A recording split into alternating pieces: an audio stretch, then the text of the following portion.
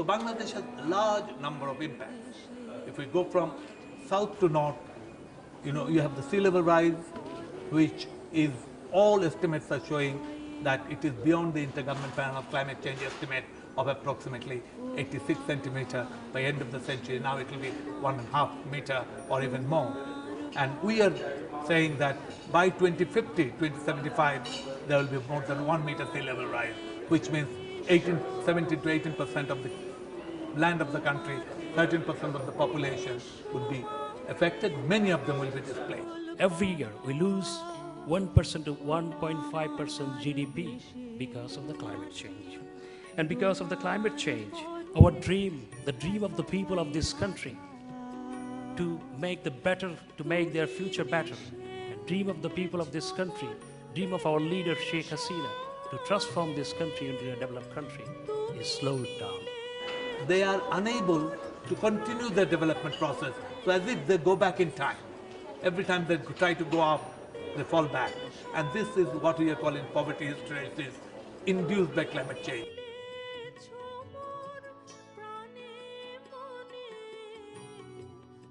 জলবায়ু পরিবর্তনের প্রভাব মোকাবেলায় অত্যন্ত গুরুত্বপূর্ণ এই সম্মেলনের উদ্বোধন অনুষ্ঠানে উপস্থিত সকলকে আমি আমার আন্তরিক শুভেচ্ছা জানাচ্ছি, বিশেষ করে বিদেশ থেকে যারা এসেছেন তাদেরকেও। আমরা জাতিসংঘের জলবায়ু বিষয়ক ফ্রেমওয়ার্ক কনভেনশনের আওতায় ব্যাপক আলোচনা শুরু করতে যাচ্ছি। আগামী জুনে রিও+20 অনুষ্ঠিত হবে, যেখানে বিশ্বব্যাপী সহনীয় উন্নয়ন ও সবুজ অর্থনীতি গড়ে তোলার করণীয় নির্ধারণের কৌশল নিয়ে বিশেষ আলোচনা হবে। The impact of climate change has already undermined many of the ecological foundations of our ability to provide for basic needs. Growing emissions threaten lives of vulnerable peoples around the world, in Bangladesh, in the Horn of Africa, and in the small island states.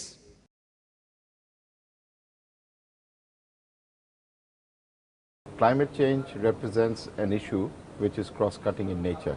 It has implications for agriculture, it has implications for water resources, for food security, for health, sanitation, the whole spectrum of issues.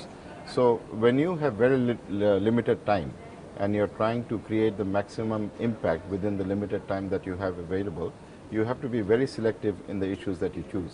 And I think climate change is a defining challenge for us, not just for this generation, but also for future generations. Yeah, Maldives is in the front line of climate change and the effects of it. Maldives has low-lying islands and the sea level, it's just 1.5 meters above sea level, the highest altitude in Maldives. So therefore all the islands are heavily exposed to sea level rise, and also the coastal erosion and all the factors that are related to climate change. Those are floods, droughts, landslides, sometimes mudslides, and those are very, very, very fatal. In most cases, for instance, in the last about 2 years, we had a terrible landslide that killed over 300 people. Almost at the same time, we had a third of the country underwater, floods. But then immediately after that one, after 3 months, there was a very terrible drought. So food security is affected, animals are affected, people are affected. Climate change is that bad in as far as our country is concerned. For indigenous communities, it's a matter of life and death. We have, since time immemorial, lived from the forest. We've taken care of the forest. We are children of the forest. We have been able to maintain it through years and through a process of deforestation, logging, and exploitation of our resources.